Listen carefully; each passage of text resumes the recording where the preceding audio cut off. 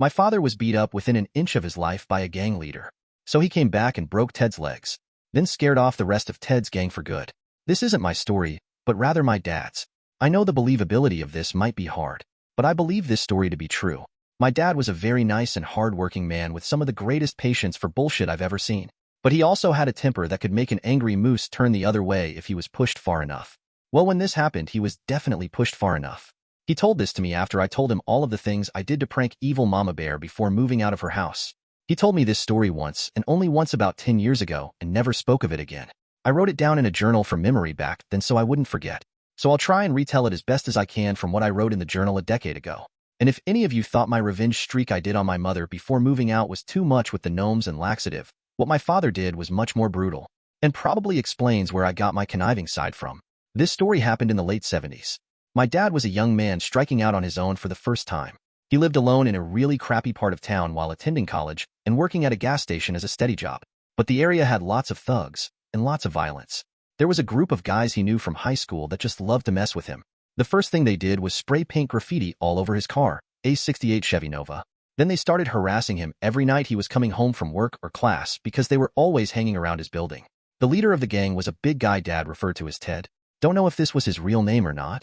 Ted was a relentless bully to several other kids in school. He beat up my dad many times over the years. But in high school in particular, he hated my dad because Ted failed and dropped out during senior year since they wouldn't let him play football with his failing grades anymore. My dad, on the other hand, finished with some pretty decent grades and got a partial scholarship to a local community college. So to say Ted resented my dad was putting it mildly. And one day when my dad was going into his apartment, Ted and his gang ambushed him and beat him terribly in a back alley. My dad laid bloody and unconscious in that alley all night. He was found in the morning by an old lady walking her dog, and she called for help.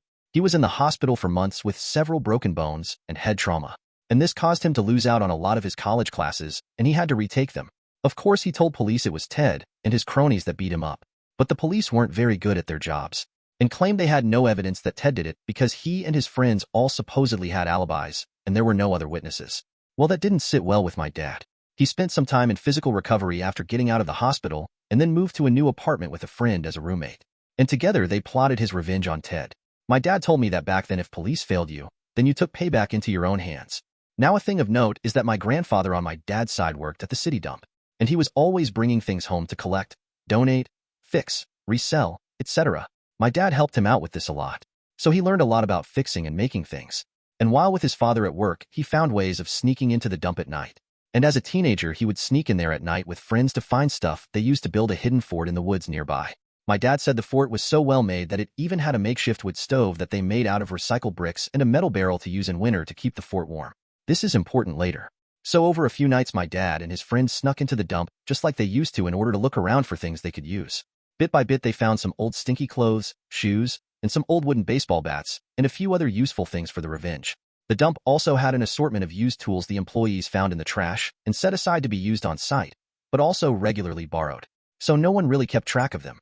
My dad and his friend kept all of the stuff they were going to use hidden at the old fort they made as teenagers near the dump. So they had a perfect place to build the tools of their revenge. Next, they made sure they had as solid of an alibi as they could make.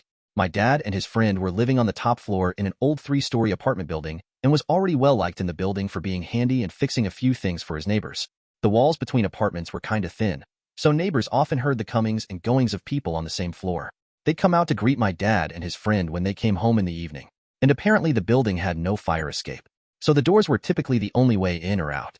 And the main door of the building was generally locked at night with a clerk sitting watch the entire time. They came home, checked in with the clerk, said their good evenings to several neighbors, and then locked themselves in their apartment. They waited till midnight and then used a knotted rope found at the dump to climb down 3 stories from their apartment window, which coincidentally was right above the dumpsters in the side alley. They hid part of the hanging rope behind a gutter pipe and then hoofed it a few miles to the old fort where they'd hidden what Dad referred to as revenge cycles. He told me they were bicycles that they'd pieced together from junk parts found in the dump that were built and modified using the borrowed tools to have mounts for carrying the baseball bats and a few other things they couldn't fit in backpacks that they needed at the ready without making much noise or bogging them down. They rode the revenge cycles to the bungalow in an old neighborhood where Ted was living with his friends. Though squatting may be a better word. Dad said it was a drug house where dealing was regularly done, which was good in a way because that meant they wouldn't call the police unless they wanted to risk exposing their operation. They scouted the area for a few nights to plan their attack, then waited for the perfect opportunity. First, my dad and his friend put on Halloween masks to cover their faces and took a tire iron that they'd brought and quietly removed the lug nuts from 2 of the wheels that were on Ted's crappy van. Then they spray painted an insignia that was used by another gang from the area on the side of the van to make it look like this was a rival gang dispute. My dad and his friend then spied on Ted and his gang for hours from the windows using homemade periscopes that were painted dull black so they wouldn't be seen. Ted and his cronies spent some time getting drunk and high until Ted got so wasted he went to bed. My dad and his friend waited patiently for Ted to start snoring and quietly snuck into the house through the window of the room he was sleeping in, locked the door from the inside and bolstered it with a chair. Then in unison bashed both of Ted's legs multiple times, right on the kneecaps with the baseball bats. And when Ted tried to cover himself, they bashed his arms too. Then they held him down and emptied a plastic bag of fresh warm shit they'd both contributed to making all over his face before getting the hell out of there fast because he was screaming. Ted's cronies couldn't get into the room before my dad and his friend were out of there. They ducked into another yard and rode off on the revenge cycles from a different street before anyone saw them. But they heard from other people in the area that Ted's cronies tried to load him into his van to take him to the hospital. But as they got going, the wheels on one side of the van came off, and they had to call an ambulance. Both of Ted's kneecaps were so badly broken that doctors said he'd never fully recover and would have to walk with a cane for years. As for Ted's cronies, a few of them got arrested. Police came to the hospital to take a statement from Ted and noticed a couple of them didn't look so good. They asked them a few questions, then searched them. They ended up in the slammer for drug possession, which prompted police to search the bungalow they were living in. But some of the other guys were smart enough to move all of the drugs to another location when they thought a rival gang was after them. So the cops didn't find much. Ted's remaining cronies later got cornered by my dad and his friend the next night when they followed them in their disguises on the revenge cycles to a back alley where they'd been known to regularly hang out and sell drugs. And this time they brought a gun to hold them hostage with. My dad's friend held the gun while my dad disarmed them all of some knives they were carrying and then beat them up with a bat. After the beatings were over, my dad and his friend claimed to be with a rival gang and told Ted's cronies that if they didn't leave town, they'd get something a lot worse than a simple beating. And for some added incentive, they sprayed one of their feet with lighter fluid and dropped a lit match onto them, causing the guy to freak out and kick his flaming shoes off. This seemed to work as all of them were gone from the city not long after that. My dad and his friend hid the revenge cycles and dropped the knotted rope from the window into the dumpster below, where they later retrieved it in the morning while taking the trash out and disposed of it. Police, of course, did eventually come to talk to my dad and his roommate, but they claimed no involvement in what happened to Ted. And neighbors and apartment clerk all told them that they never left the building after getting home on those days. My dad and his roommate then let the police come into their apartment to search the place.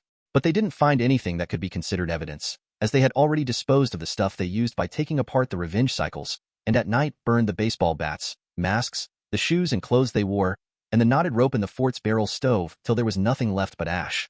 As for the gun, well, my dad said it was never real, but was instead a very realistic metal toy gun revolver that looked real enough in the dark to hold up someone, and they got rid of it by tossing it into the dump. The cops were satisfied in the belief my dad had nothing to do with the incident and just bid them good day. Dad never told anyone else but me and his younger brother that he and his friend did all of that. As for Ted, Dad said he never really bothered anyone again, and he ended up eventually leaving town some years later because he was convinced another gang was still out to get him. What happened to him after that, Dad didn't know.